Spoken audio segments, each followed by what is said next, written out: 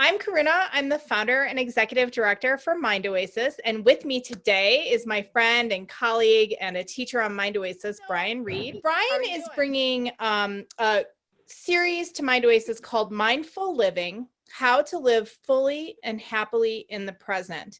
And Brian, I'm just wondering if you can share with me a little bit about the course and sort of what you envision happening over that 6 weeks. Well, really, it's definitely going to be something that is going to be also experientially based. We're going to definitely discuss a lot in terms of the understanding of what it means to be mindful, but ultimately this is about an experience and this is about living it. And in some ways, I'd say ultimately is to be free of it. And when I say free of it, I say free of really the mind, and letting that dictate every single moment of our lives. So like anything in life, it's like you need to, something in which you want to be free of, you need to know it deeply and understand it in the most personal and profound way. So we're going to tap into really the truly authentic sources for the material, really calling upon the world's classic spiritual text to do so, because like everything in life, if you're taking it based on experience, which is tried and true, then these texts have been around, for hundreds, in some cases thousands of years. So there's been many people before us who have questioned it, investigated it. Does this really work? How does it really work? And so now we have the benefit of being able to call upon all of that amazing wisdom, in great gratitude to Lama Marut, who really created this entire course. Yeah, so this is one 6-week session as a part of a larger sort of offering over the next 2 years that's called Classical Texts and Authentic Practices of Eastern Spirituality, which is a mouthful. Do you want to talk about just a little bit about sort of your experience in learning what Lama Marut was presenting, and then maybe your own personal philosophy about how you present the material? Absolutely. I began studying with Lama Marut back in 2007. And, one of the things that I greatly appreciated was the fact that he came from a very intensely academic background as a professor of comparative religions for over 20 years at really, quite some prestigious universities. And then, so he took all of that academic rigor and brought that into what is really quite literally the traditional monastic path for a number of years. And then beautifully, kind of in some ways returned to the fullness of the world that many of us know in our daily lives, of what it is to, be trying to go to the grocery store and pay for the rent or the mortgage. And he as well had also, had been married and had children. And so bringing that all to the life that most of us are living, no longer a monastic.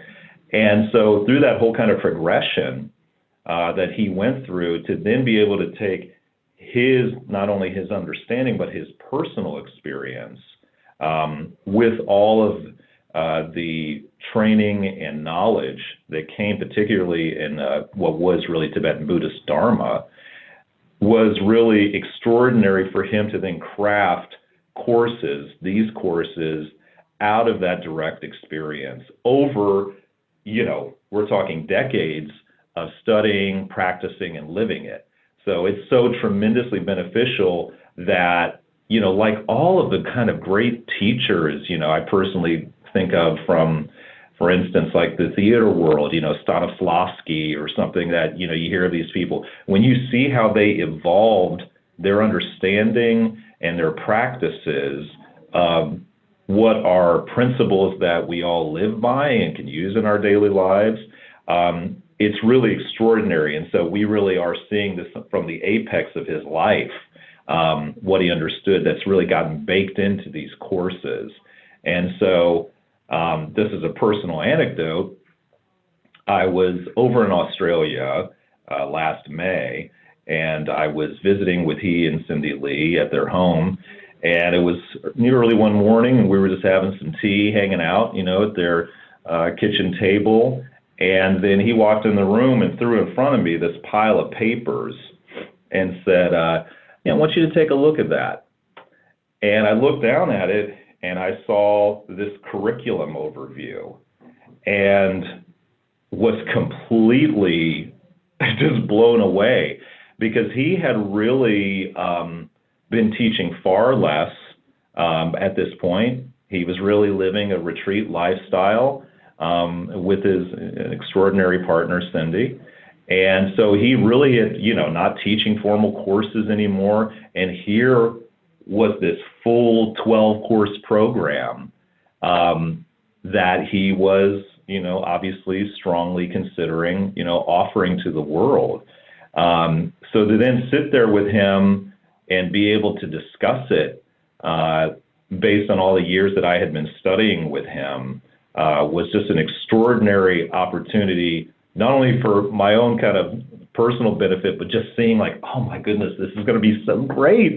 Now this gets to be offered to everyone. And of course, and tremendous collaboration with your organization to be able to truly make it available to the world. Yeah, awesome. And so we'll just wrap with a little personal question here. What does mindful living look like in your everyday life? Well, probably first of all, that laughing. I mean, I find that it helps a lot, doesn't it, Brian?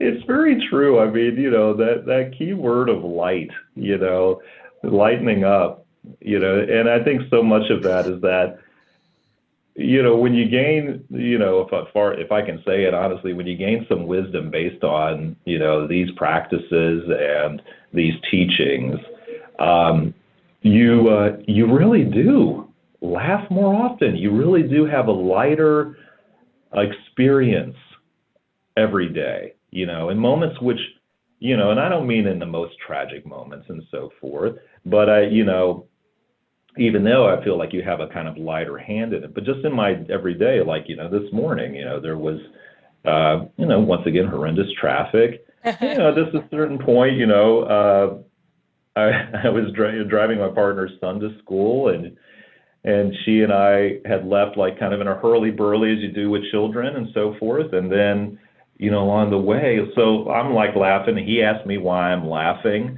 And I'm like, yeah, just because this is how it is, And I so know what it's like to be disgruntled and upset and aggravated and annoyed with whatever is going on that I'm not caring for in a moment in life. But being able to just have that, in really bad traffic, just go, yeah, okay. What are you going to do? It's like this now. Exactly. Yeah. Exactly. I find the disgruntled comes for me, but it doesn't stay as long. And sometimes I'm able to find that hook of laughter and like, well, what'd you expect, really? So yeah. Yes. Awesome. Well, good. Well, we're really looking forward to kicking off your 6-week series on mindful living.